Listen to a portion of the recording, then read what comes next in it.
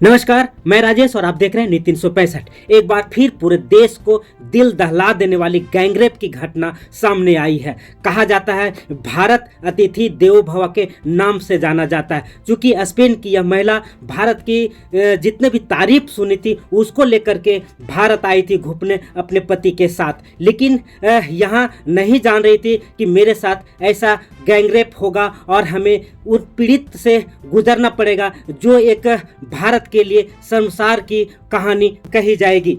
क्योंकि ये महिला अपने पति के साथ भारत घूमने आई थी, पाकिस्तान गई थी और पाकिस्तान के बाद फिर भारत आई थी और भारत के बाद फिर नेपाल जाने की योजना थी। क्योंकि घूमते घूमते एक सुनसान जगह पर टेंट लगाकर सो गई, जिसमें आसपास के कुछ लोग आए और महिला के साथ जबरदस्ती करते हुए उन्हें गैंगरेप कर दिया और गैंगरेप करने के बाद वे भागलपुर की ओर भाग गए। क्योंकि यह घटना इतना दर्दनीय और निंदनीय था जो कि वो असहनीय हुई। आनन फानन में महिला को हॉस्पिटल में भर्ती कराया गया और आगे की घटना जांच के रूप में चालू की गई, जिससे कई सुराग मिले और आपत्तिजनक कुछ घटनाएं मिली। आइए देखते हैं झारखंड में भी इसका बुरा असर पड़ा और सदन में इसका बात उठी। विधायक अंबा प्रसाद ने सदन में और प्रेस वार्ता कहकर क्या कहा, देखें पूरा रिपोर्ट। ट्रेन से आई भारत घूमने महिला के साथ गैंगरेप हो जाता है, क्या कहेंगे महिलाओं की सुरक्षा पर? यह उसको किस तरह से देखेंगे, ये निश्चित रूप से ये बहुत ही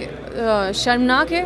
और एक महिला होने के नाते ये सारा चीज़ जब सुनने को मिलता है तो पूरा हमें झंझोर के रख देता है। इस तरह का मामला आज भी हमारे समाज में इस तरह के लोग जो हिम्मत करते हैं महिलाओं के साथ गलत करने के लिए, जो महिलाओं को बस एक वस्तु समझते हैं, और ये निश्चित रूप से ऐसे लोगों को सबक सिखाने का ज़रूरत है। और आज के समय में भी अगर हम लोग, ये तो सदियों से ही चलता आ रहा है, लेकिन आज महिलाएं काफ़ी सशक्त हो गई है, उसके बाद भी इन सब चीज़ों को फेस करना पड़ रहा है। तो हमारी सरकार निश्चित रूप से इस पे कार्रवाई करेगी और मैं हर वैसी महिलाओं के साथ हूँ जो अपने जीवन में संघर्ष कर रही है। और इस तरह की चीज़ों को अगर किसी भी महिला फेस कर रही है तो निश्चित रूप से मेरे संज्ञान में आएगा, तो मैं तो चुप बैठने वाली नहीं हूँ। और ऐसा कोई भी हादसा होता है उस पर सरकार को कड़ा से कड़ा कार्रवाई करना चाहिए, चाहे वो कोई भी सरकार हो। इस पर राजनीति बिल्कुल नहीं होनी चाहिए, चाहे कोई भी पार्टी हो, इस पर बिल्कुल कार्रवाई होगा और हमारी सरकार ये कार्रवाई करेगी। देखिए, बहुत ही दुखद घटना है और मैंने डीजी पुलिस से भी बात किया है सवेरे, और मैंने कहा कि एक तो प्रॉपर उसका इलाज हो और जो भी उसके दोषी हैं उन लोगों को कठोर से कठोर सज़ा मिले, ताकि फिर कोई दूसरे लोग हिम्मत नहीं कर सके इस प्रकार के दरिंदगी करने की। और तीसरा मैंने कहा कि जो यहाँ पुलिस है वहाँ पर, इन लोगों को यहाँ से वहाँ तक सस्पेंड कर देना चाहिए। उन लोगों के ऊपर कार्रवाई होनी चाहिए। फिर जो जानकारी मिली थी कि वहाँ से जहाँ घटना घटी वहाँ से फिर CH या सरैया 8 लोग ले गया शायद मोटरसाइकिल से, मुझे लगा ये तो अमानवीय चेहरा पुलिस की लगती है। तो पुलिसों के ऊपर कार्रवाई होनी चाहिए। कानून व्यवस्था पहले ही झारखंड ध्वस्त कर चुका है। पर्यटन टूरिज्म की बार बार लोग बात करते हैं। अगर कोई विदेशी जो इस प्रकार से घूम रहे हैं और उनके साथ इस प्रकार के हादसा होगा तो बताओ झारखंड कौन आएगा?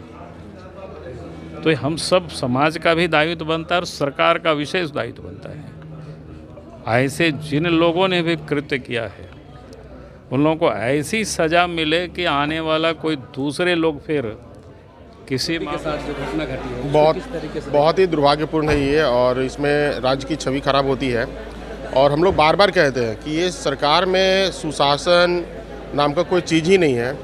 और वैसी जगह जहाँ से पूर्व मुख्यमंत्री हेमंत सोरेन जी, जहाँ पे गुरु जी बसंत सोरेन जी का कार्यक्षेत्र है, और वैसे जगह पे जब लोग सुरक्षित नहीं हैं, ये तो विदेशी है, यहाँ पे आदिवासी सुरक्षित नहीं है, आम लोग सुरक्षित नहीं है। रोज़ की घटना आप लोग अखबार के माध्यम से, आप लोग के चैनल के माध्यम से हम लोग रोज़ देखते हैं।